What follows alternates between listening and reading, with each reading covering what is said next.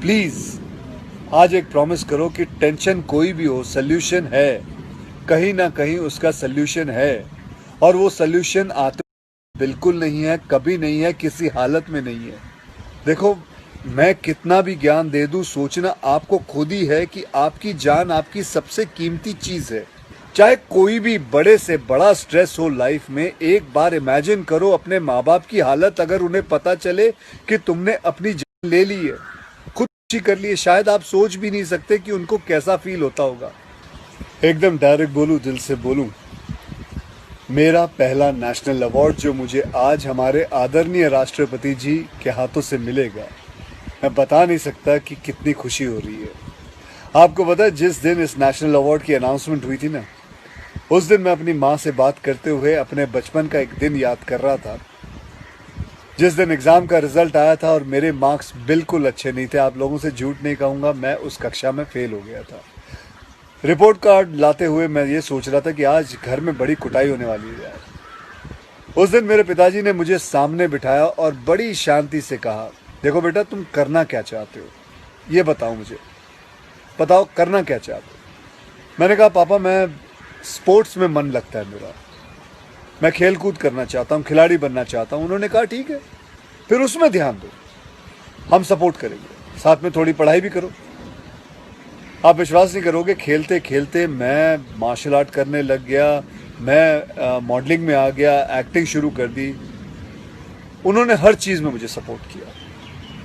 अगर उस दिन मेरे पेरेंट्स ने ये ना समझाया होता कि मेरी स्ट्रेंथ किस चीज़ में है, तो आज मैं सोच भी नहीं सकता कि ये नेशनल अवार्ड कभी मेरे हाथ पे होता।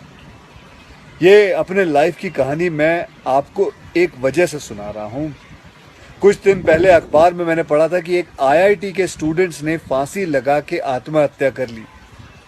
स्ट्रेस में था पढ़ाई के लिए। उससे कुछ दिन पहले मुंबई में एक मैनेजमेंट स्टूडेंट ने एक 5 स्टार होटल के रूम से छलांग लगाकर अपनी जान दे दी। एग्जाम में फेल हो गया था। मैं कहीं ये भी पढ़ रहा था कि करीब 8 लाख लोग हर साल वर्ल्ड में अपनी जान खुद ले लेते हैं और उसमें तकरीबन 1.5 लाख लोग सिर्फ हिंदुस्तान से होते हैं।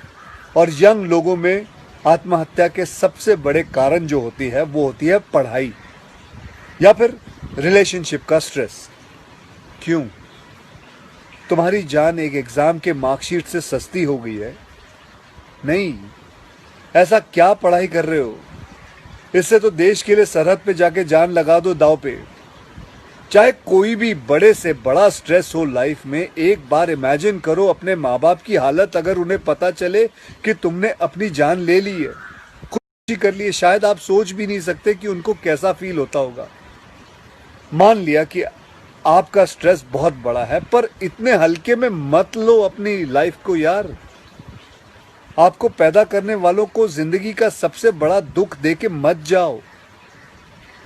और पेरेंट्स से भी यही कहूंगा, यही पूछना चाहूंगा कि कहाँ गए वो ज़माना, कहाँ गया वो ज़माना जब आप लोग अपने बच्चों के साथ डिनर टेबल पे बैठ के बातें किया करते थे, पूछा करते थे कि कैसा चल रहा है, आपके दोस्त कैसे हैं, पढ़ाई कैसी चल रही है। आज आपका बच्चा आपको अपना स्ट्रेस कैसे बताएगा जब आप भी अपने फ़ोन में आंखें गाड़ के बैठे हो और आपका बच्चा भी फेसबुक पे फ्रेंड्स ढूंढ रहा है।